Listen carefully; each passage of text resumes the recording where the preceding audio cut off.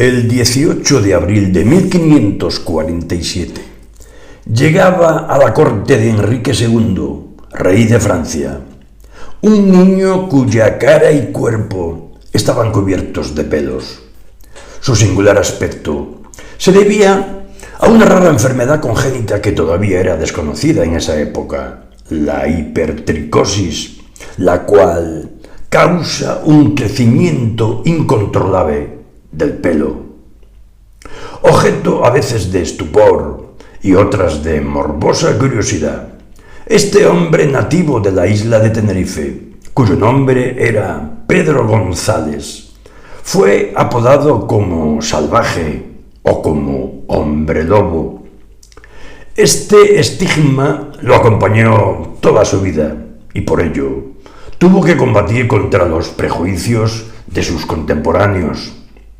Don Pedro González, a pesar de su enfermedad, no solamente logró vivir una vida normal con su esposa y sus hijos, sino que llegó a ser un influyente miembro de su comunidad y de la corte. El padre de Pedro González, después de haber sacado provecho de la exhibición del cuerpo peludo de su hijo en toda España, se lo vendió al rey de Francia. La venta del niño salvaje a Enrique II no debe sorprender. Enanos, gigantes, jorobados, locos y bufones eran figuras habituales en las cortes renacentistas. Los soberanos de la época amaban estar rodeados de todo tipo de seres no normales para su diversión. Estos sujetos ofrecían el contraste necesario frente a la prudencia, la majestad, la belleza y la compostura que representaban sus señores. Sin embargo, convertir al niño peludo en un entretenimiento para los cortesanos no era el destino que le había reservado su nuevo amo. Así, poco después de su llegada a la corte, en 1548, el rey lo puso bajo la protección de un guberner, quien tenía que brindarle cuidados e instrucción. Por cierto, la designación de un guberner para atender al joven Babet no era un hecho excepcional, ya que lo sabía también para los leones que vivían en el parque de l'Hôtel d'Estournel. Menos normal era que el rey escogiera para este encargo a Barthélemy Valer, un importante cortesano quien, como pregonero de la habitación del rey, era el primero que veía al soberano por la mañana y aquel que se encargaba del control de todas las personas que lo visitaban. Y tampoco era normal que Pedro fuese enviado a vivir con la familia de Pierre Hotman, rico y culto burgués y uno de los más apreciados plateros de París.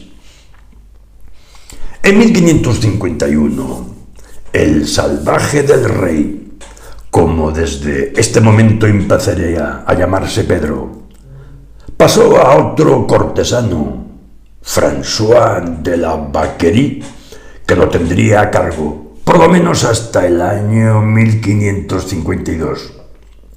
Pocos años después, la instrucción recibida y la protección de Enrique II, que quería demostrar que se podía transformar un pequeño salvaje en un gentilhombre, le abrieron las puertas de la corte. En 1556, cuando tenía cerca de 20 años, y hasta 1560, encontramos a un Pierre Sauvage entre los oficiales domésticos del rey, con el cargo de sommelier de paneterie bouche, algo similar a un camarero que servía la mesa real.